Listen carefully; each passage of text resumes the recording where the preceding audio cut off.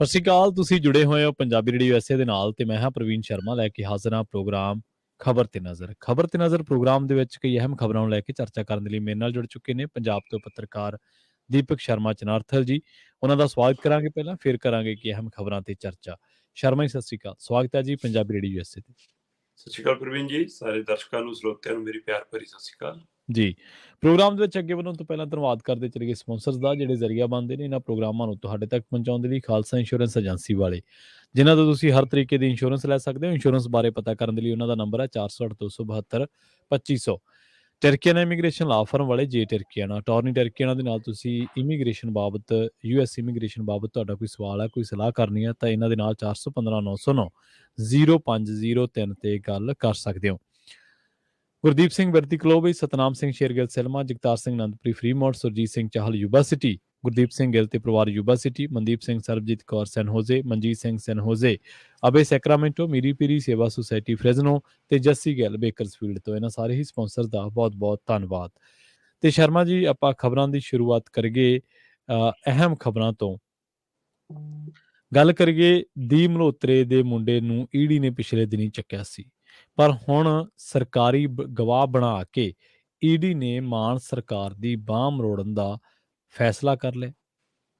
ਬਿਲਕੁਲ ਪ੍ਰਵੀਨ ਜੀ, ਇਹ ਖਬਰ ਬਿਲਕੁਲ ਤੁਹਾਡੀ ਦਰੁਸਤ ਹੈ ਕਿ ਕੁਝ ਅਜਿਹਾ ਹੀ ਪਤਾ ਲੱਗ ਰਿਹਾ ਕਿ ਈਡੀ ਇਸ ਤਰ੍ਹਾਂ ਦੇ ਇਹ ਮਤਲਬ ਯੋਜਨਾ ਅਪਣਾਉਣ ਦੀ ਜੋੜ ਤੋੜ ਕਰ ਰਹੀ ਹੈ ਕਿ ਕਿਉਂ ਨਾ ਆਪਾਂ ਦੀਪ ਮਲਹੋਤਰੇ ਦਾ ਜਿਹੜਾ ਮੁੰਡਾ ਗੌਤਮ ਮਲਹੋਤਰੇ ਨੂੰ ਪਿਛਲੇ ਦਿਨੀ ਗ੍ਰਿਫਤਾਰ ਕੀਤਾ ਹੈ ਨਾ, ਸੋ ਦਿੱਲੀ ਵਾਲੀ ਐਕਸਾਈਜ਼ ਪਾਲਿਸੀ ਵਾਲੇ ਮਾਮਲੇ ਦੇ ਹਵਾਲੇ ਨਾਲ, ਕਿ ਜੇ ਉਹ ਸਰਕਾਰੀ ਗਵਾਹ ਬਣ ਜਾਵੇ ਤਾਂ ਪੰਜਾਬ ਸਰਕਾਰ ਵੀ ਮਤਲਬ ਸਾਡੀ ਜੜ ਥੱਲੇ ਆ ਸਕਦੀ ਹੈ, ਜਾਂ ਪੰਜਾਬ ਸਰਕਾਰ ਦੇ ਅਧਿਕਾਰੀ ਵੀ ਸਾਡੀ ਜੜ ਥੱਲੇ ਆ ਸਕਦੇ ਆ। ਅਸਲ ਦੇ ਵਿੱਚ ਕੀ ਹੈ ਕਿ ਜਿਹੜਾ ਦਿੱਲੀ ਦਾ ਮਾਮਲਾ ਚੱਲ ਰਿਹਾ ਐਕਸਾਈਜ਼ ਦਾ, ਉਹਨੂੰ ਲੈ ਕੇ ਈਡੀ ਜੋ ਪੜਚੋਲ ਕਰ ਰਹੀ ਹੈ, ਜਾਂ ਜਿਵੇਂ ਪਿਛਲੇ ਦਿਨੀ ਗ੍ਰਿਫਤਾਰੀ ਹੋਈ ਹੈ, ਤੇ ਉਸ ਤੋਂ ਬਾਅਦ ਇੱਕ ਚਲਾਨ ਪੇਸ਼ ਕੀਤਾ ਉਹਨਾਂ ਨੇ। ਉਹ ਜਿਹੜਾ ਚਲਾਨ ਪੇਸ਼ ਕੀਤਾ ਉਹ ਪੰਜਾਬ ਸਰਕਾਰ ਲਈ ਤਰੇਲੀ ਲਿਆਉਣ ਵਾਲਾ ਹੈ।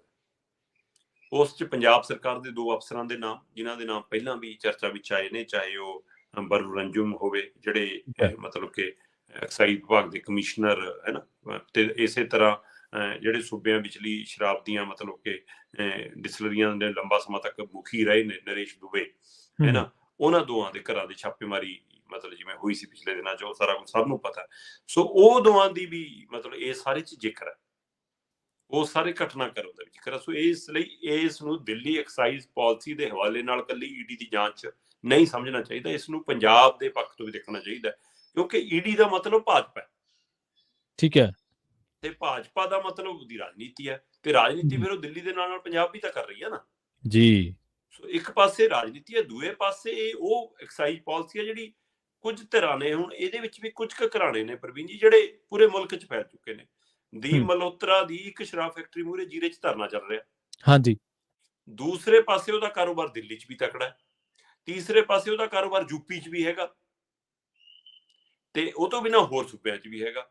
ਸੋ ਹੁਣ ਦੀਪ ਮਲਹੋਤਰਾ ਜਿਹੜਾ ਕਦੇ ਅਕਾਲੀਆਂ ਦਾ ਖਾਸ ਸੀ, ਜਿਹੜਾ ਬਾਅਦ ਚੋਂ ਕਦੇ ਕੈਪਟਨ ਉਹਨਾਂ ਦੀ ਸਰਕਾਰ ਦਾ ਖਾਸ ਰਿਹਾ, ਤੇ ਅੱਜ ਕੱਲ ਉਹ ਇਹਨਾਂ ਦਾ ਬਹੁਤ ਖਾਸ ਹੈ ਆਮ ਆਦਮੀ ਪਾਰਟੀ ਦਾ। ਕਹਿੰਦੇ ਦਿੱਲੀ ਦੇ ਵਿੱਚ ਬੈਠੀ ਆਮ ਆਦਮੀ ਪਾਰਟੀ ਦੇ ਹਾਈ ਕਮਾਂਡ ਨਾਲ ਤਾਂ ਉਹਦੀ ਮਤਲਬ ਕਿ ਗੂੜੀ ਸਾਂਝ ਹੈ, ਜਿਵੇਂ ਆਪਣੇ ਪੰਜਾਬੀ ਭਾਸ਼ਾ 'ਚ ਕਹਿੰਦੇ ਕਿ ਗਲਾਸੀ ਦੀ ਸਾਂਝ ਹੈ ਨਾ। ਸੋ ਇਹੀ ਜੀ ਉਹਨਾਂ ਦੀ ਸਾਂਝ ਇੰਨੀ ਗੂੜੀ ਹੈ ਕਿ ਇਸ ਲਈ ਉਹਦੇ ਕੋਲ ਸਾਰਾ ਕੁਝ ਹੈਗੀ ਉਹ ਜਾਣਕਾਰੀ। ਸੋ ਹੁਣ ਈਡੀ ਇਸ ਹਵਾਲੇ ਨਾਲ ਮਤਲਬ ਕਿ ਪੜਚੋਲ ਕਰ ਰਹੀ ਹੈ ਕਿ ਜੇਕਰ ਉਹਦਾ ਮੁੰਡਾ ਇਸ ਗੱਲ ਲਈ ਸਾਡੇ ਨਾਲ ਰਾਜੀ ਹੋ ਜਾਵੇ ਹੈ ਕਿ ਹਾਂ ਕਿ ਭਾਈ ਤੂੰ ਸਾਡਾ ਸਰਕਾਰੀ ਗਵਾਹ ਬਣ ਜਾ, ਫਿਰ ਆ ਜਾਓ, ਆਪਾਂ ਫਿਰ ਸਾਰਿਆਂ ਦੇ ਇਹਨਾਂ ਦੇ ਪੋਤੜੇ ਫਰੋਲ ਲਾਂਗੇ। ਸੋ ਇਸ ਨੇ ਪੰਜਾਬ ਦੀ ਸਰਕਾਰ ਲਈ ਵੀ ਫਿਕਰਮੰਦੀ ਵਧਾਤੀ ਹੈ, ਪੰਜਾਬ ਦੇ ਅਧਿਕਾਰੀਆਂ ਦੀ ਫਿਕਰਮੰਦੀ ਵਧਾਤੀ। ਉਹਦਾ ਕਾਰਨ ਪ੍ਰਵੀਨ ਜੀ ਜਿਹੜਾ ਉੱਪਰ ਕਿਹਾ ਕਿ ਕਾਰਨ ਕੀ ਹੈ, ਫਿਕਰਮੰਦੀ ਕਾਹਦੀ? ਜੇ ਤੁਸੀਂ ਕਹਿੰਦੇ ਹੋ ਅਸੀਂ ਇਮਾਨਦਾਰੀ ਨਾਲ ਕੰਮ ਕਰਦੇ ਹਾਂ, ਫਿਰ ਫਿਕਰਮੰਦੀ ਕਿਉਂ? ਜੀ ਬਿਲਕੁਲ। ਫਿਕਰਮੰਦੀ ਦਾ ਪਹਿਲੂ ਇਹ ਨਿਕਲ ਕੇ ਆਇਆ ਕਿ ਇੱਕ ਕੰਪਨੀ ਹੈ ਮਹਾਦੇਵ ਲੀਕਰਸ, ਠੀਕ ਹੈ, ਉਹ ਮਹਾਦੇਵ ਲੀਕਰਸ ਕੰਪਨੀ ਦੀਆਂ ਪੰਜਾਬ ਦੇ ਵਿੱਚ ਡਿਸਲਰੀਆਂ ਵੀ ਨੇ, ਤੇ ਸ਼ਰਾਬ ਦਾ ਸਪਲਾਈ ਦਾ ਕਾਰੋਬਾਰ ਪੰਜਾਬ 'ਚ ਵੀ ਹੈ, ਦਿੱਲੀ 'ਚ ਵੀ ਹੈ ਜੀ। ਕਹਿੰਦੇ ਜਦੋਂ ਪੰਜਾਬ 'ਚ ਨਵੀਂ ਸਰਕਾਰ ਆਈ, ਮਾਨ ਸਰਕਾਰ, ਠੀਕ ਹੈ, ਉਹ ਸਰਕਾਰ ਆਉਣ ਤੋਂ ਬਾਅਦ ਆਉਂਦਿਆਂ ਹੀ ਦਿੱਲੀ ਵਾਲਿਆਂ ਦੇ ਇਸ਼ਾਰੇ ਤੇ ਇਹ ਮਹਾਦੇਵ ਲੀਕਰਸ ਦੀਆਂ ਕੰਪਨੀ ਨੂੰ ਮੂੰਹ ਜਵਾਨੀ ਬੰਦ ਕਰਤਾ ਜੀ।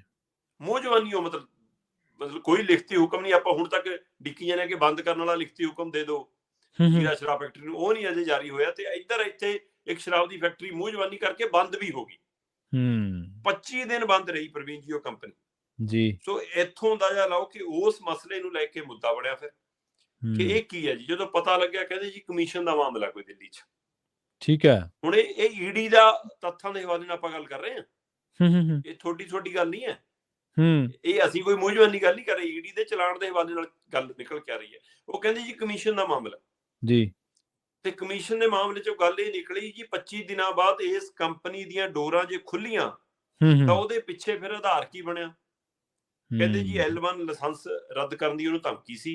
L1 ਲਾਇਸੈਂਸ ਉਹਦਾ ਬਹਾਲ ਤਾਂ ਹੋਇਆ ਜਾਂ ਦੁਬਾਰਾ ਉਹ ਕੰਮ ਕਰਨ ਤਾਂ ਲੱਗਿਆ ਜਦੋਂ ਕਹਿੰਦੇ ਜੀ ਉਹਨੇ ਮੁੱਖ ਮੰਤਰੀ ਰਾਹਤ ਫੰਡ ਦੇ ਵਿੱਚ ਫੰਡ ਜਮ੍ਹਾਂ ਕਰਾਤਾ। ਠੀਕ ਹੈ ਹੁਣ ਇਹ ਮੁੱਖ ਮੰਤਰੀ ਰਾਹਤ ਫੰਡ ਦੇ ਵਿੱਚ ਤਾਂ ਚਲੋ ਉਹਨੇ ਦਾਨ ਰਾਸ਼ੀ ਕਾਗਜ਼ੀ ਜਮ੍ਹਾਂ ਕਰਾਈ ਹੋਣੀ, ਉਹ ਤੋਂ ਬਿਨਾਂ ਕਿਸੇ ਹੋਰ ਨੂੰ ਵੀ ਰਾਹਤ ਦਿੱਤੀ ਹੈ ਪਾਰਟੀ ਦੇ ਅੰਦਰ ਜੀ ਕਿ ਉਹ ਤੋਂ ਬਾਅਦ ਖੁੱਲਿਆ ਹੈ।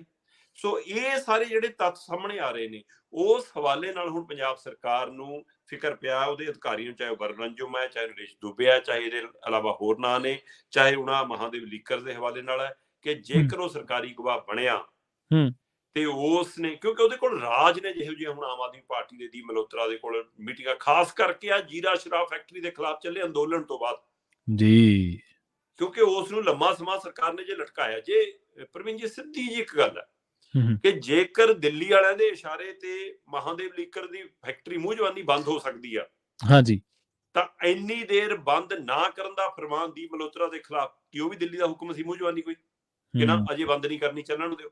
ਜੀ ਸੋ ਜੀ ਉਹਦੇ ਲਈ ਕਿਹੜੇ ਰਾਹਤ ਰਾਸ਼ੀ, ਕਿਹਨੂੰ ਰਾਹਤ ਰਾਸ਼ੀ ਦਿੱਤੀ ਹੈ ਜਾਂ ਕਿਹੜਾ ਅਗਲਾ ਸਮਝੌਤਾ ਹੋਇਆ ਜਾਂ ਕਿਹੜਾ ਕੀ ਸੀ, ਇਹ ਪੜਚੋਲ, ਇਹ ਤੱਥ ਦੀਪ ਮਲਹੋਤਰਾ ਦਾ ਮੁੰਡਾ ਸਰਕਾਰੀ ਗਵਾਹ ਬਣ ਕੇ ਖੁਲਾਸਾ ਕਰ ਸਕਦਾ ਠੀਕ ਹੈ ਕਿ ਸਾਤੋਂ ਜੀ ਆਹ ਅਧਿਕਾਰੀ ਨੇ ਲਿਆ, ਅਸੀਂ ਪੰਜਾਬ ਦੀ ਪਾਰਟੀ ਨੂੰ ਆਹ ਦਿੱਤਾ, ਅਸੀਂ ਦਿੱਲੀ ਵਾਲੀ ਪਾਰਟੀ ਨੂੰ ਆਹ ਦਿੱਤਾ, ਫਲਾਣੇ ਬੰਦੇ ਨੇ ਸਾਡੇ ਨਾਲ ਆਹ ਗੱਲ ਕੀਤੀ, ਇੰਨਾ ਸਾਤੋਂ ਫੰਡ ਲਿਆ, ਇੰਨਾ ਸਾਡਾ ਕੰਮ ਕਰਾਇਆ, ਇੰਨਾ ਅਸੀਂ ਕਮਿਸ਼ਨ ਦਿੱਤਾ, ਆਹ ਸਾਡਾ ਅਗਲਾ ਸਾਡੀ ਪ੍ਰਪੋਜ਼ਲ ਸੀ। ਉਹ ਕੁਝ ਵੀ ਕਹਿ ਸਕਦਾ ਜੋ ਕੁਝ ਅੰਦਰ ਹੋਵੇ ਜੀ, ਜੇ ਪੂਰਾ ਮਤਲਬ ਕਿ ਸੱਚ ਨਹੀਂ ਤਾਂ ਵਧਾ ਚੜਾ ਕੇ ਵੀ ਕਹਿ ਸਕਦਾ ਨਾ ਅਗਲਾ।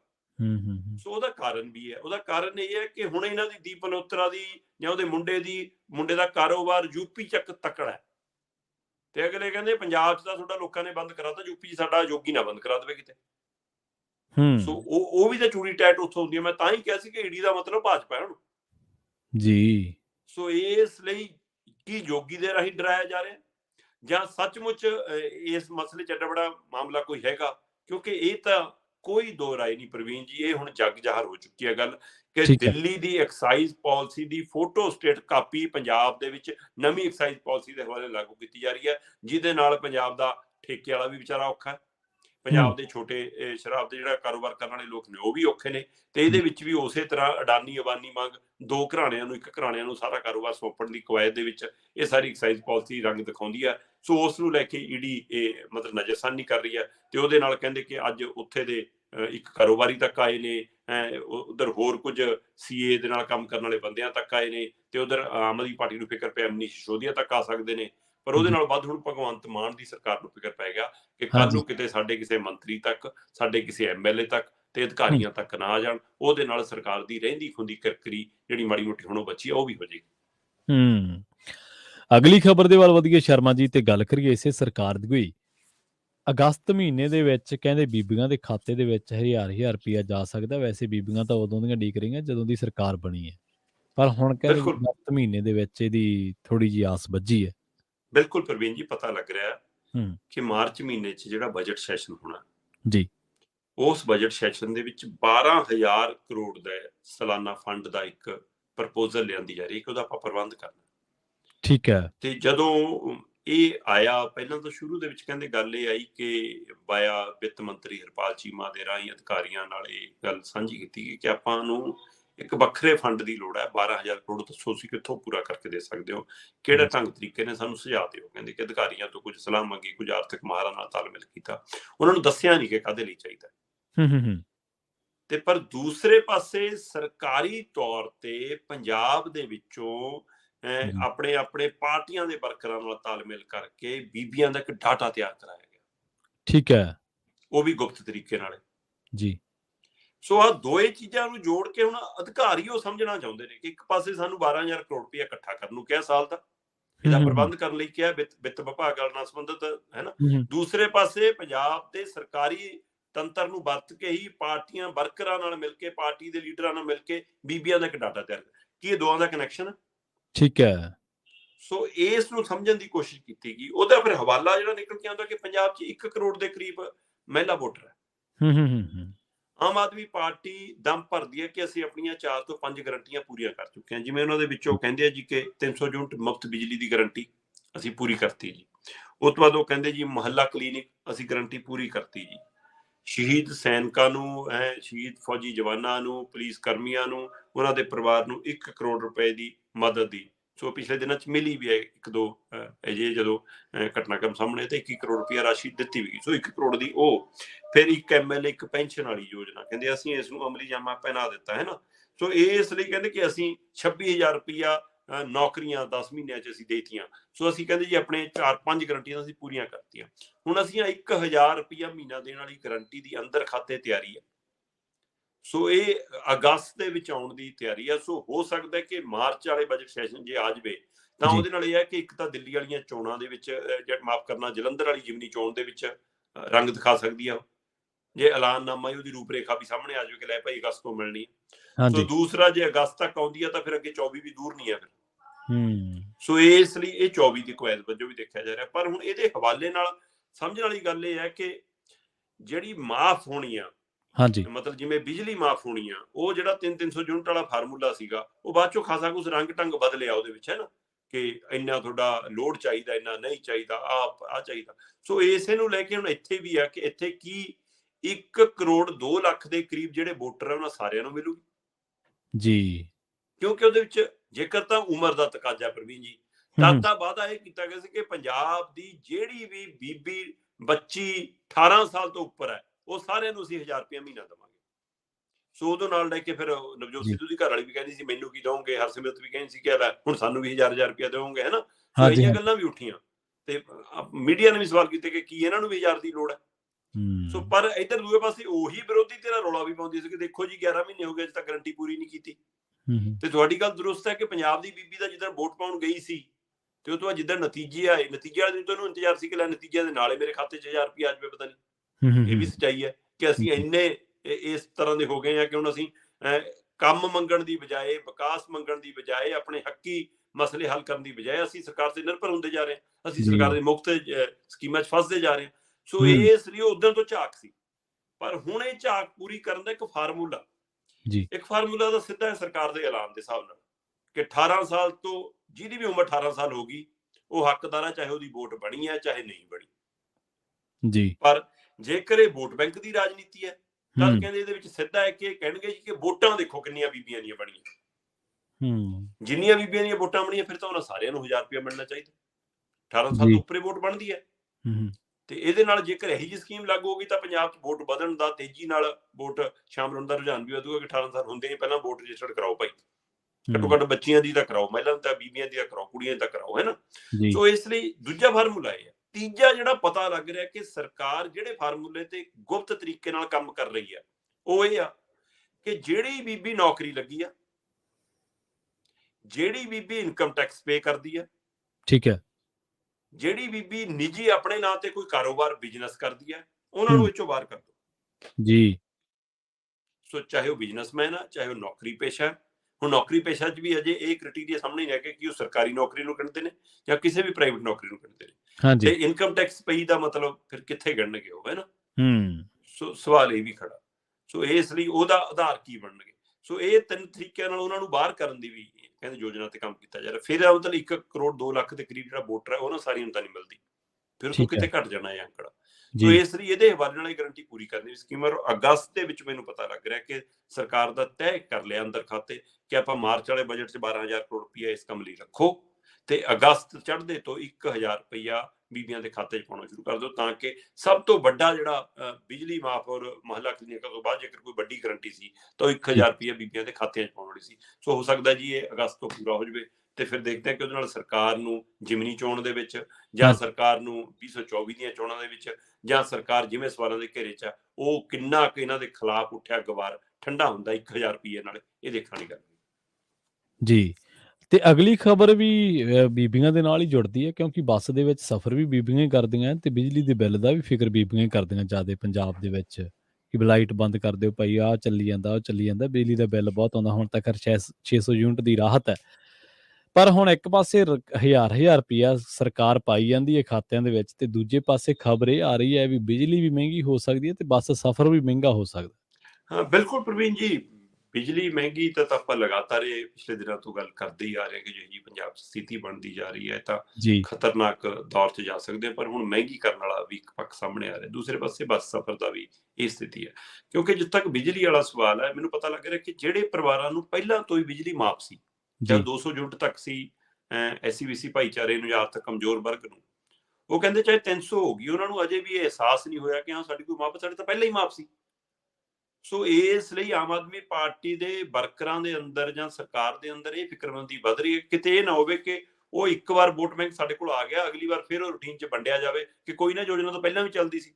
ਜੀ ਕਹਿੰਦੇ ਹਾਂ ਜਿਹੜਾ ਕੋਈ ਜਰਨਲ ਵਰਗ ਜਾਂ ਆਮ ਘਰ ਜਾਂ ਜਿਹੜੇ ਇਹ ਤੋਂ ਵੱਧ ਵਾਲੇ ਸੀ, ਜਿਹਨਾਂ ਦੇ ਬਿੱਲ ਆਉਂਦੇ ਸੀਗੇ, ਉਹ ਜਿਨ੍ਹਾਂ ਨੂੰ ਥੋੜੀ ਬਹੁਤ ਰਾਹਤ ਮਿਲੀ ਆ, ਉਹਨਾਂ ਨੂੰ ਅਹਿਸਾਸ ਜ਼ਰੂਰ ਹੁੰਦਾ ਕਿ ਲੈ ਭਾਈ ਸਵਾਦ ਆ ਗਿਆ, ਸਾਡਾ ਤਾਂ ਮਾਫ ਹੋਇਆ। ਸੋ ਇਸ ਲਈ ਕਹਿੰਦੇ ਕਿ ਉੱਥੇ ਤਾਂ ਇਹ ਰਾਹਤ ਹੈਗੀ ਆ, ਸੋ ਇਹ ਰਾਹਤ ਦੇ ਵੀ ਕਹਿੰਦੇ ਬੱਦਲ ਹੁਣ ਛੱਡਣ ਲੱਗੇ ਨੇ। ਸੋ ਇਸੇ ਲਈ ਮੈਨੂੰ ਲੱਗਦਾ ਕਿ ਉਸੇ ਲਈ ਲੋਕਾਂ ਨੂੰ ਯਾਦ ਕਰਾਉਣ ਦੇ ਲਈ ਹੁਣ 1000 ਵਾਲੀ ਸਕੀਮ ਲਿਆਉਣ ਦੀ ਕਾਹਲ 'ਚ ਸਰਕਾਰ ਆਉਂਦੀ ਹੈ। ਨਹੀਂ ਲੱਗਦਾ ਸੀ ਕਿ ਹੋ ਸਕਦਾ ਆਪਣੀਆਂ ਚੋਣਾਂ ਦੇ ਨੇੜੇ ਜਾ ਕੇ ਲਿਆਵੇ। ਪਰ ਹੁਣ ਸਵਾਲ ਇਹ ਹੈ ਕਿ ਪੰਜਾਬ 'ਚ ਇੱਕ ਪਾਸੇ ਤੁਸੀਂ 300 ਯੂਨਿਟ ਮੁਫਤ ਬਿਜਲੀ ਦੇ ਰਹੇ ਹੋ, ਦੂਸਰੇ ਪਾਸੇ ਪਾਵਰਕੌਮ ਦੇ ਹਵਾਲੇ ਨਾਲ ਆਪਾਂ ਲਗਾਤਾਰ ਗੱਲ ਕਰ ਰਹੇ ਹਾਂ ਕਿ ਪਾਵਰਕੌਮ ਦੀ ਸਥਿਤੀ ਜਿਵੇਂ ਘਟਦੀ ਜਾ ਰਹੀ ਹੈ। ਇਹ ਸਭ ਦੇ ਦਰਮਿਆਨ ਖਬਰ ਨਿਕਲ ਕੇ ਆ ਰਹੀ ਹੈ ਕਿ 75 ਪੈਸੇ ਪ੍ਰਤੀ ਯੂਨਿਟ ਤੱਕ ਬਿਜਲੀ ਮਹਿੰਗੀ ਹੋ ਸਕਦੀ ਹੈ। ਕਾਰਨ ਉਹਦਾ ਹਵਾਲਾ ਇਹ ਹੈ ਪ੍ਰਵੀਨ ਜੀ ਕਿ ਜਿਹੜਾ ਬਜਟ ਸੈਸ਼ਨ ਆਉਣਾ, ਉਸ ਬਜਟ ਸੈਸ਼ਨ ਦੇ ਹਵਾਲੇ ਨਾਲ ਪਾਵਰਕੌਮ ਨੇ ਆਪਣਾ ਡਾਟਾ ਤਿਆਰ ਕਰਕੇ ਭੇਜਤਾ ਕਿ ਭਾਈ ਆਹ ਪੈਸਿਆਂ ਦਾ ਪ੍ਰਬੰਧ ਕਰ ਲਿਓ, ਹੁਣ ਨਹੀਂ ਨਾ ਸਰਨਾ ਜਿੰਨਾ ਅੱਗੇ ਦਿੰਦੇ। ਠੀਕ ਹੈ। ਸੋ ਇਹ ਸਾਰਾ ਹਵਾਲਾ ਇੱਕ ਵੱਡਾ, ਇੱਕ ਪਾਸੇ ਤਾਂ ਪੰਜਾਬ ਸਰਕਾਰ ਕਰਨੀ ਹੋਈ 19,000 ਕਰੋੜ ਦੀ ਸਬਸਿਡੀ, ਫਿਰ 9,020 ਕਰੋੜ ਪੁਰਾਣਾ ਖੜਾ, ਫਿਰ 1,550 ਕਰੋੜ ਬਿੱਲਾਂ ਦੇ ਜਿਹੜੇ ਮਾਫ ਕੀਤੇ ਉਹ ਖੜਾ ਹੈ ਨਾ। ਇਸ ਤਰ੍ਹਾਂ ਦੇ ਕਿੰਨਾ ਕੁਝ ਉਹਨਾਂ ਦੇ ਸਾਹਮਣੇ ਖੜਾ ਹੈ। ਸੋ ਇਹ ਵੱਡੀ ਚੁਣੌਤੀ ਬਣਦਾ ਜਾ ਰਿਹਾ ਉਹਨਾਂ ਲਈ ਕਿ ਕਿਵੇਂ ਪੂਰਾ ਕਰਕੇ ਦੇਣਾ। ਸੋ ਇੱਧਰ ਹੁਣ ਨਵਾਂ ਇੱਕ ਪਤਾ ਲੱਗ ਰਿਹਾ ਕਿ 75 ਪੈਸੇ ਪ੍ਰਤੀ ਯੂਨਿਟ ਬਿਜਲੀ ਮਹਿੰਗੀ ਕਰਨ ਦੇ ਹਵਾਲੇ ਨਾਲ ਪਾਵਰਕੌਮ ਚਾਹੁੰਦਾ ਹੈ ਕਿ ਭਾਈ ਸਾਡੇ ਅਸੀਂ ਪ੍ਰਬੰਧ ਕਰਨੇ ਨੇ, ਤੇ ਇਸ ਪ੍ਰਬੰਧਾਂ ਦੇ ਲਈ ਜਿਹੜੇ ਘਰੇਲੂ ਬਿਜਲੀ ਹੈ, ਦੁਕਾਨਦਾਰ ਦੀ ਬਿਜਲੀ ਹੈ, ਛੋਟੇ ਕਾਰੋਬਾਰੀ ਦੀ ਬਿਜਲੀ ਹੈ, ਉਹ ਵੀ 75 ਪੈਸੇ ਤੱਕ ਮਹਿੰਗੀ ਹੋ ਸਕਦੀ ਹੈ। ਤੇ ਜਿਹੜੀ ਨਵੀਂ ਤਜਵੀਜ਼ ਸੀਗੀ ਕਿ ਨਵੇਂ ਜਿਹੜੇ ਉਦਯੋਗ ਲੱਗਣਗੇ ਉਹਨਾਂ ਨੂੰ 5 ਰੁਪਏ, ਠੀਕ ਹੈ, ਤੇ ਜਿਹੜੇ ਪੁਰਾਣੇ ਚੱਲਦੇ ਨੇ ਉਹਨਾਂ ਨੂੰ 5.5 ਮਿਲ ਰਹੀ ਹੈ। ਉਹ ਕਹਿੰਦੇ 5.5 ਵਾਲੀ ਵੀ 9 ਪੈਂਦੀ ਆ, ਪਰ ਉਹਨੂੰ ਪਤਾ ਲੱਗ ਰਿਹਾ ਕਿ ਜਿਹੜੇ ਨਵੇਂ ਲੱਗਣਗੇ ਉਹਨਾਂ ਲਈ ਵੀ 5.5 ਵਾਲੀ ਤਜਵੀਜ਼ ਲਿਆਉਣ ਦੀ ਕਵਾਇਦ ਹੈ। ਕਿਉਂਕਿ ਕੱਲ ਭਗਵੰਤ ਮਾਨ ਉਹਨਾਂ ਦੇ ਪੁਤਲੇ ਫੂਕ ਕੇ ਲੁਧਿਆਣੇ 'ਚ ਤਕੜਾ ਵਪਾਰੀਆਂ ਨੇ ਪ੍ਰਦਰਸ਼ਨ ਕੀਤਾ ਕਿ ਪੁਰਾਣੇ ਉਦਯੋਗਾਂ ਨੂੰ ਤੁਸੀਂ ਮਾਰੀ ਜਾਂਦੇ ਹੋ, ਨਵਿਆਂ ਨੂੰ ਕੀ ਲਿਆਉਂਗੇ। ਸੋ ਇਸ ਲਈ ਜਿਹੜਾ ਉਦਯੋਗ ਆਊਗਾ ਕਹਿੰਦੇ ਅਸੀਂ ਉਹਨੂੰ ਸਵਾਗਤ ਕਰਦੇ ਹਾਂ, ਸਾਰਾ ਕੁਝ ਦੱਸਾਂਗੇ ਪੰਜਾਬ ਸਰਕਾਰ ਆ ਕੁਝ ਕਰਦੀ ਆ ਭਾਈ, ਬਚ ਕੇ ਆਇਓ ਪੰਜਾਬ 'ਚ। ਸੋ ਇਸ ਲਈ ਉਹ ਕਹਿੰਦੇ ਕਿ ਅਸੀਂ ਇਹਨਾਂ ਦੇ 23-24 ਵਾਲੇ ਸੰਮੇਲਨ ਦਾ ਵੀ ਬਾਈਕਾਟ ਕਰਾਂਗੇ, ਅਸੀਂ ਚੰਡੀਗੜ੍ਹ ਦੇ ਵਿੱਚ ਵੱਡਾ ਪੰਜਾਬ ਭਰ ਦੇ ਵਪਾਰੀਆਂ ਦਾ ਇਕੱਠ ਕਰਕੇ ਖੁਲਾਸਾ ਕਰਾਂਗੇ ਕਿ ਭਾਈ ਐਂ ਲੁੱਟਦੇ ਨੇ, ਤਾਂ ਐਂ ਡਰਾਉਂਦੇ ਨੇ ਭਾਈ ਇਹ ਤਾਂ। ਸੋ ਇਸ ਲਈ ਉਹਦੇ ਵਿੱਚੋਂ ਬਿਜਲੀ ਵਾਲਾ ਮੁੱਦਾ ਵੀ ਸ਼ਾਮਲ ਸੀ। ਸੋ ਇਸ ਲਈ ਇਸ ਤਰ੍ਹਾਂ ਉਹਨਾਂ ਨੂੰ ਵੀ ਸ਼ਾਂਤ ਕਰਨ ਦੀ ਕਵਾਇਦ ਆ ਕਿ ਲਓ ਭਾਈ ਪੁਰਾਣਿਆਂ ਦੇ ਨਾਲ ਨਵਿਆਂ ਨੂੰ ਵੀ 5.5 ਲਾਤੀ। ਪਰ ਕੁੱਲ ਮਿਲਾ ਕੇ 75 ਪੈਸੇ ਪ੍ਰਤੀ ਯੂਨਿਟ ਵਧਾਉਣ ਦੀ ਤਜਵੀਜ਼ ਹੈ। ਉਹ ਕਹਿੰਦੇ 2023-24 ਦੇ ਲਈ 27,204 ਕਰੋੜ ਰੁਪਏ ਰੱਖੇ ਜਾਣ। ਠੀਕ ਹੈ, ਇਹ ਤਜਵੀਜ਼ ਹੈ, ਕਿਉਂਕਿ ਪਿਛਲੇ ਸਾਲ ਦੇ ਵਿੱਚ 23,000 ਕਰੋੜ ਸੀ ਪ੍ਰਵੀਨ ਜੀ। 23,037 ਕਰੋੜ ਰੁਪਏ ਦੀ ਰਾਸ਼ੀ ਸੀ ਜਿਹੜੀ ਪਿਛਲੀ ਵਾਰ ਸੀ। ਇਸ ਵਾਰ ਉਹ ਕਹਿੰਦੇ ਕਿ ਇੰਨੇ ਨਾਲ ਨਹੀਂ ਸਰਨਾ ਜੀ, ਕਿਉਂਕਿ ਆਪਾਂ ਪਹਿਲਾਂ ਹੀ ਗੱਲ ਕਰ ਚੁੱਕੇ ਹਾਂ ਕਿ ਇਸ ਵਾਰ ਜਿਹੜੀ ਗਰਮੀਆਂ ਨੇ ਉਹਦੇ ਵਿੱਚ 15,000 ਮੈਗਾਵਾਟ ਤੱਕ ਮੰਗ ਜਾ ਸਕਦੀ ਹੈ, ਜਿਹੜੀ ਆਪਾਂ ਨੂੰ ਲੱਗਦਾ ਸੀ ਕਿ 8,000 9,000 ਦੇ ਗੇਟ 'ਚ ਰਹਿੰਦੀ ਹੈ ਤੇ 10,000 ਚੱਲ ਜੂਗੀ। ਪਰ ਹੁਣ ਬਿਜਲੀ ਵਿਭਾਗ ਦੀ ਉਹ ਚਿੱਠੀ ਜਿਹੜੀ ਪਿਛਲੇ ਦਿਨੀ ਆਪਾਂ ਗੱਲ ਕੀਤੀ ਜਿਹਨੇ ਲਿਖੀ ਹੈ ਪੰਜਾਬ ਸਰਕਾਰ ਨੂੰ, ਜਿਹੜੀ ਉਸ ਹਵਾਲੇ ਨਾਲ ਮੈਨੂੰ ਖੁਲਾਸਾ ਕੀਤਾ ਕਿ 15,000 ਮੈਗਾਵਾਟ ਤੱਕ ਬਿਜਲੀ ਜਾਣੀ ਆ, ਕਿੱਥੋਂ ਸੰਭੋਗੇ। ਇਸ ਮੌਕੇ ਸਥਿਤੀ ਇਹ ਹੈ ਕਿ ਜੇਕਰ 18,000 ਮਤਲਬ ਕਿ ਜਿਵੇਂ ਸਾਡੀ ਕਹਿੰਦੇ ਲੋਡ ਪੈ ਜਾਵੇ ਜੇ ਸਾਨੂੰ, ਤਾਂ ਸਾਡੇ ਕੋਲ ਪੈਦਾ ਹੋਣ ਦੀ ਕਵਾਇਦ ਸਿਰਫ 13,000 ਹੈ। ਠੀਕ ਹੈ। ਸੋ ਆਹ ਜਿਹੜਾ ਜਨਰੇਸ਼ਨ ਹੈ ਕਿ ਅਸੀਂ ਜਨਰੇਟ ਕਿੰਨੀ ਕਰ ਸਕਦੇ ਹਾਂ, ਉਹ ਜੇ 13,000 ਤੱਕ ਵੀ ਅਸੀਂ ਕਰ ਸਕਦੇ ਹਾਂ ਤਾਂ 15,000 ਤੋਂ ਜੇ 18,000 ਮੈਗਾਵਾਟ ਤੱਕ ਗਈ ਡਿਮਾਂਡ, ਫਿਰ ਕਿੱਥੋਂ ਪੂਰੀ ਕਰਨੀ ਹੈ ਕਹਿੰਦੇ। ਸੋ ਇਸ ਲਈ ਕਹਿੰਦੇ ਹੁਣ 27,000 ਕਰੋੜ ਰੁਪਏ ਤੋਂ ਵੱਧ ਰੱਖਣ ਦੀ ਲੋੜ ਹੈ, ਜਿਹੜਾ ਪਿਛਲੀ ਵਾਰ 23,000 ਕਰੋੜ ਰੱਖਦੇ ਸੀ। ਉਹਨੇ ਬਕਾਇਦਾ ਆਪਣੇ ਖਰਚੇ ਭੇਜੇ ਪ੍ਰਵੀਨ ਜੀ ਪਾਵਰਕੌਮ ਨੇ ਜੀ।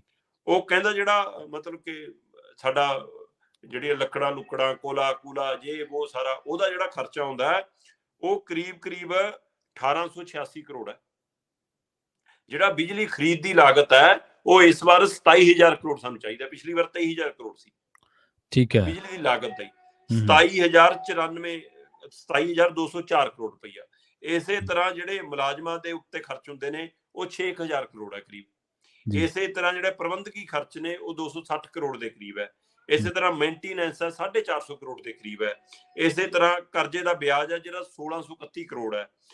ਇਸੇ ਤਰ੍ਹਾਂ ਜਿਹੜਾ ਦੂਸਰੇ ਹੋਰ ਚੀਜ਼ਾਂ ਦੇ ਵਿਆਜ ਜਾਂਦੇ 1684 ਕਰੋੜ ਜਾਂਦਾ ਹੈ। ਪੰਜਾਬ ਸਰਕਾਰ ਦੀ ਇਕੁਇਟੀ ਹੈ ਜਿਹੜੀ ਉਹ 9 ਕਰੋੜ ਹੈ ਨਾ। ਇਸੇ ਤਰ੍ਹਾਂ ਜਿਹੜਾ ਰੈਵਨਿਊ ਦੇ ਉੱਤੇ ਉਹ 41131 ਕਰੋੜ। ਸੋ ਇਹ ਸਾਰੇ ਵੱਡੇ ਖਰਚ ਉਹਨਾਂ ਨੇ ਪੂਰੇ ਪੁਆਇੰਟ ਦਰ ਪੁਆਇੰਟ ਲਿਖ ਕੇ ਭੇਜਤੇ। ਤੇ ਬਿਜਲੀ ਖਰਚੇ ਲਈ ਕਹਿੰਦੇ ਐਕਟੀ ਜੀ ਪ੍ਰਬੰਧ ਕਰ ਲਿਓ 27000 ਕਰੋੜ ਰੁਪਇਆ ਚਾਹੀਦਾ ਹੋਊਗਾ।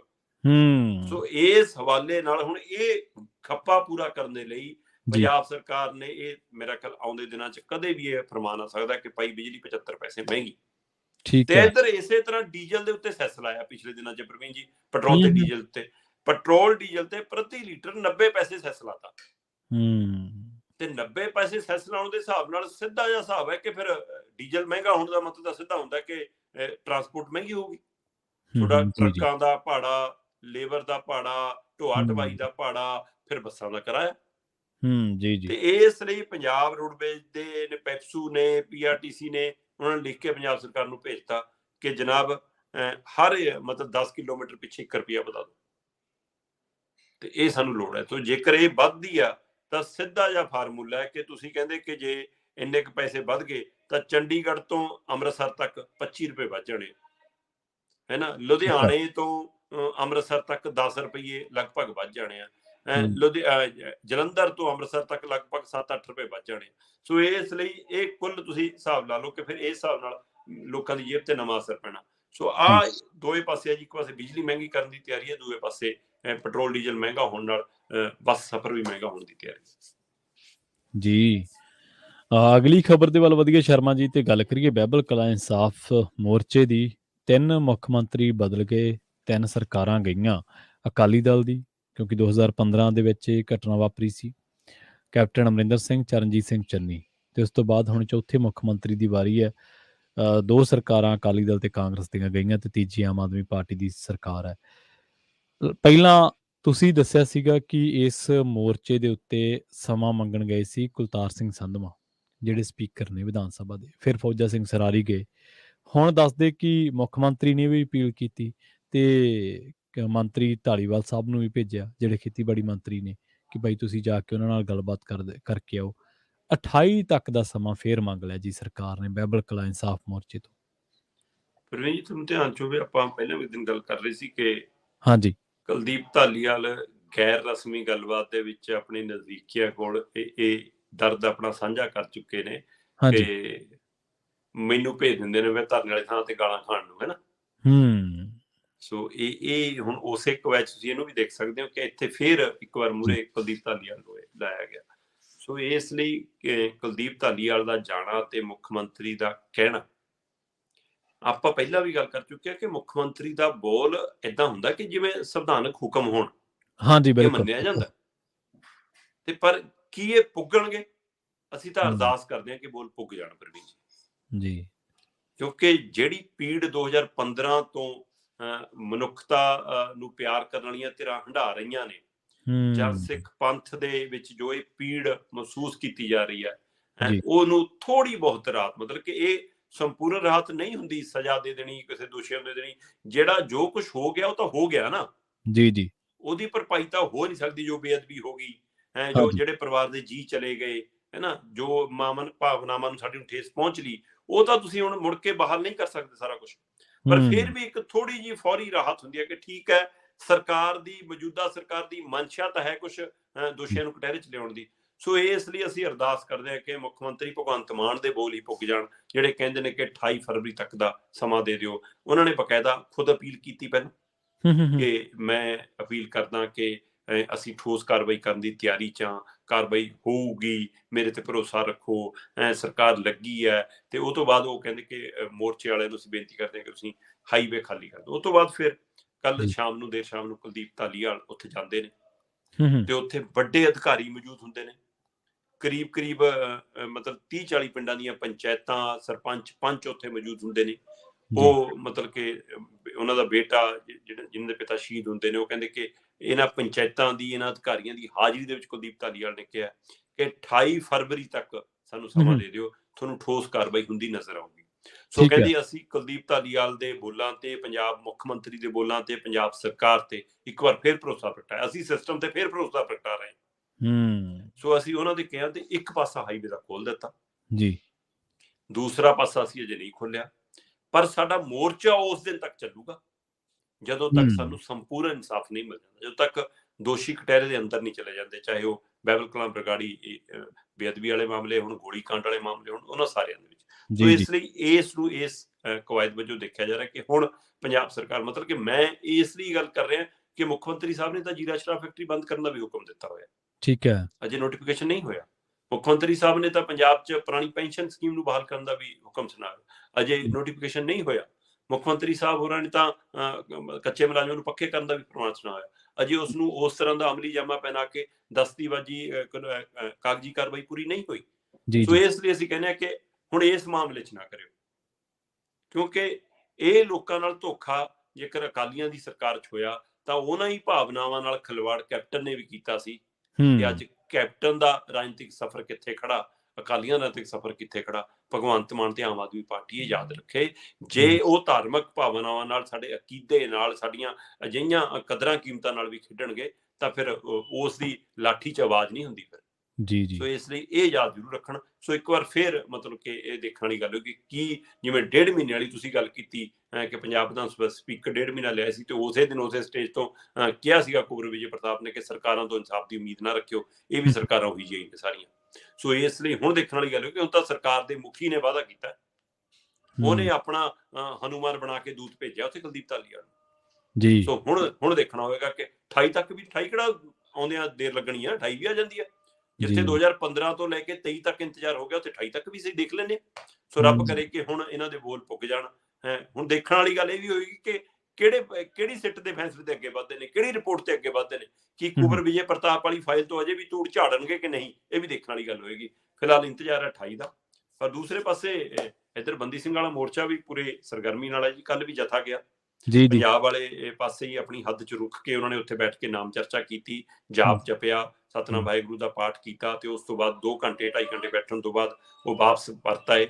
ਸੋ ਪਰ ਇੱਧਰ ਹੁਣ ਪਤਾ ਲੱਗ ਰਿਹਾ ਕਿ ਪੰਜਾਬ ਪੁਲਿਸ ਔਰ ਚੰਡੀਗੜ੍ਹ ਪੁਲਿਸ ਦੇ ਡੀਜੀਪੀਆਂ ਵਿਚਾਲੇ ਬੈਠਕ ਹੋ ਚੁੱਕੀ ਹੈ।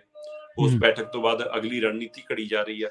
ਤੇ ਇੱਧਰ ਕੱਲ ਸ਼ੰਭੂ ਬਾਰਡਰ ਤੋਂ ਲੈ ਕੇ ਦਰਬਾਰ ਸਾਹਿਬ ਤੱਕ ਜਿਹੜਾ ਪੈਦਲ ਮਾਰਚ ਸ਼ੁਰੂ ਕਰਨਾ ਸੀ, ਉਸ ਨੂੰ ਲੈ ਕੇ ਕੁਝ ਧਿਰਾਂ ਦਾ ਦਾਅਵਾ ਕੀਤਾ ਜਾ ਰਿਹਾ ਕਿ ਸਾਨੂੰ ਘਰਾਂ 'ਚ ਨਜ਼ਰਬੰਦ ਕਰ ਲਿਆ ਗਿਆ। ਸੋ ਰਾਜਪੁਰੇ ਤੋਂ ਵੀ, ਪਰਵਾਨੇ ਹੋਰਾਂ ਵੱਲੋਂ ਵੀ, ਜਦੋਂ ਕਿ ਪੁਲਿਸ ਕਹਿੰਦੀ ਅਸੀਂ ਕੋਈ ਨਹੀਂ ਕੀਤਾ, ਉਹ ਕਹਿੰਦੇ ਦੇਖੋ ਮੇਰੇ ਘਰ ਦੇ ਬਾਹਰ ਸਾਰੀ ਪੁਲਿਸ ਲਾਤੀ, ਮੈਨੂੰ ਨਜ਼ਰਬੰਦ ਕਰ ਲਿਆ ਕਿ ਮੈਂ ਜਾ ਨਾ ਸਕਾਂ। ਤੇ ਪੁਲਿਸ ਆਪਣਾ ਦਮ ਭਰ ਰਹੀ ਹੈ, ਪਰ ਉਧਰ ਮੋਰਚਾ ਉਸੇ ਤਰ੍ਹਾਂ ਕਾਇਮ ਹੈ ਜੀ ਬੰਦੀ ਸਿੰਘਾਂ ਦੀ ਰਿਹਾਈ ਲਈ ਵੀ, ਔਰ ਉਸੇ ਤਰ੍ਹਾਂ ਨਿੱਦਨ ਕਾਫਲੇ ਵੀ ਉਸੇ ਤਰ੍ਹਾਂ ਜਾ ਰਹੇ ਨੇ।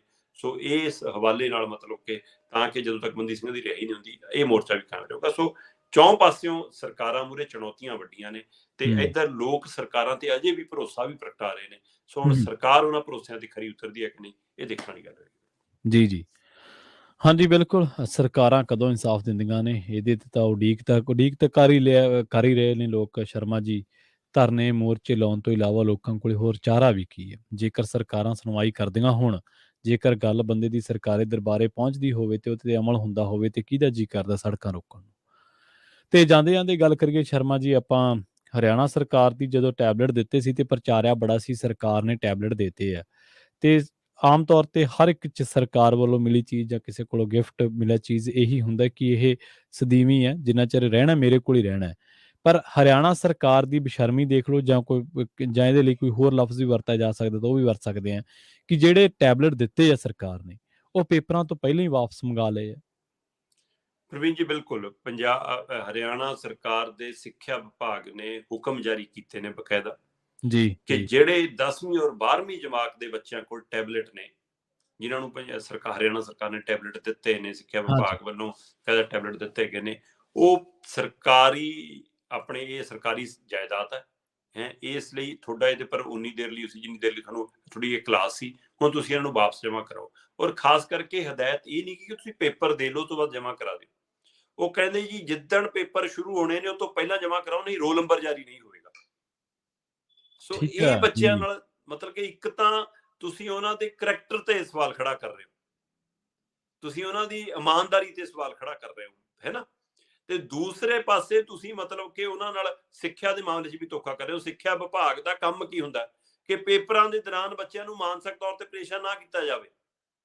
ਤੁਸੀਂ ਉਹਨਾਂ ਨੂੰ ਜੀ ਮਾਨਸਿਕ ਤੌਰ ਤੇ ਪਰੇਸ਼ਾਨ ਵੀ ਕਰ ਰਹੇ ਹੋ, ਔਰ 80% ਬੱਚੇ ਅੱਜ ਕੱਲ੍ਹ ਜਿਨ੍ਹਾਂ ਦੇ ਹੱਥ ਟੈਕਨੋਲੋਜੀ ਆ ਗਈ ਉਹਦੇ ਵਿੱਚ ਕਰਦੇ ਨੇ। ਅੱਜ ਕੱਲ੍ਹ ਕਿਤਾਬਾਂ ਵੀ ਨਹੀਂ ਪੜ੍ਹਦੇ ਨਿਆਣੇ, ਤਾਂ ਨਹੀਂ ਕੰਪਿਊਟਰ 'ਚ ਪੜ੍ਹਦੇ। ਨੋਟਸ ਬਣਾਏ ਹੋਣਗੇ, ਟੈਬਲੇਟ 'ਚ ਸਾਰਾ ਕੁਝ ਰੱਖਿਆ ਹੋਊਗਾ, ਟੈਬਲੇਟ ਹਮ, 'ਚ ਆਪਣੇ ਡੰਮੀ ਪੇਪਰ ਤਿਆਰ ਕੀਤੇ ਹੋਣਗੇ, ਟੈਬਲੇਟ 'ਚ ਬੱਚੇ ਤਿਆਰੀ ਕਰਦੇ ਹੋਣਗੇ, ਤੇ ਤੁਸੀਂ ਵਾਪਸ ਮੰਗ ਲਓ। ਇੰਨੀ ਹਮ, ਬੇਸ਼ਰਮੀ। 27 ਫਰਵਰੀ ਤੋਂ ਪੇਪਰ ਸ਼ੁਰੂ ਨੇ 10ਵੀਂ ਔਰ 12ਵੀਂ ਦੇ ਹਰਿਆਣਾ 'ਚ, ਜੀ ਤੇ ਉਹ ਤੋਂ ਹਫ਼ਤਾ ਖੰਡ ਪਹਿਲਾਂ ਤਾਂ ਰੋਲ ਨੰਬਰ ਲੈਣਾ ਪਊਗਾ ਤੁਹਾਨੂੰ।